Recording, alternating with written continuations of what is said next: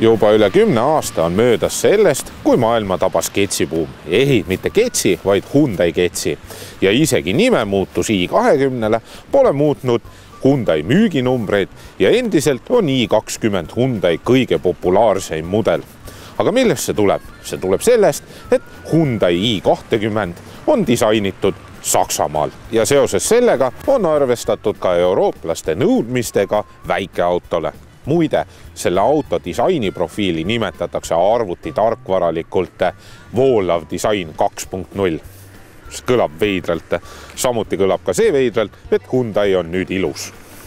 Mootorite valik algab 1,25 liitrise 4-silindrilise bensiinimootoriga ja sellel on kas 55 või 62 kilovatti.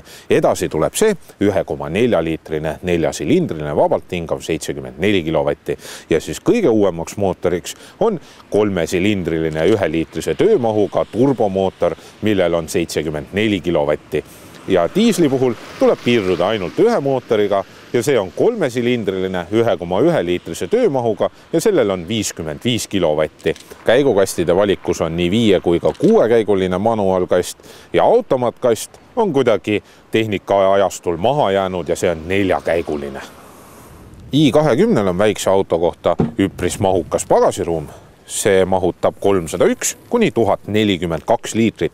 Siin on ilusti olemas kotikinnituskonksud ja kui seljatoed alla klappida ja tahate siledamat põhja, siis on võimalik seda alumist põhja natukene ka tõsta. Tänu sellele, et i20 kasvas mudeli uuenduse käigus, on siin tagaistmel väikse auto kohta päris palju ruumi. Pea ei ole isegi mul vastu lage ja jalaruumi on täpselt nii palju, et kui ma natukene rohkem laiutan, siis ma saan isegi oma põlved siia istme sisse. Aga muidu on siin kõik täiesti askeetlik, ei ole siin ei käetuge ja ega ei ole ka siin kõlareid. Ainukene asi, mis siin on uksesahtel, kuhu sisse mu pooleliitrine veepudel ilusti mahub. i20 istmed sobivad ka suurematele inimestele. See istme põhi on piisavalt pikk ja on ka mõnusa nurga all, seega minu jalad on väga hästi toetatud. Samuti on ka seljatugi piisavalt hea külgtoega, nii et ma ei kuku siit välja.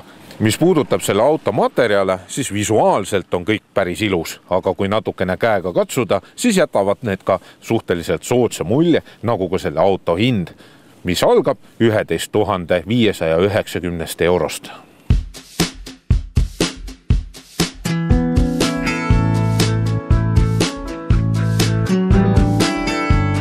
i20-ga on linnas väga hea sõita ja linnas tulevad ka kõige paremini välja selle auto gabariidid ja tegelikult sellised väiksed autod ongi mõeldud just linnas sõitmiseks. Kogu see mootor, veermik ja roolisüsteem töötab linnas väga hästi. Maanteel on muidugi sootuks teised lood. Nimelt muutub see rool üpris kergeks ja tekib selline tunne, nagu see oleks pistetud kliistrisse või näiteks tarretisse ja külgtuule puhul ei saagi aru, kas tegemist on tugeva tuulega või siis on hoopis teelibe. Ja mis puudutab selle auto kütusekulu, siis 1,4 liitrise 74 kilovatise bensiinimootoriga saab selle kuluks 6,8 liitrit ja seda siis, kui peamiselt linnas sõita. Ja tehas ütleb, et selle kuluks võiks olla 5,5 liitrit. Igatahes on see auto väga mõistlik valik näiteks rendiautoks, sellepärast, et siia sisse mahuvad teie reisipagasid väga hästi ära ja vajadusel saab ka selle autoga 4 sõita. Ja ära siis unusta tellida meie kanal.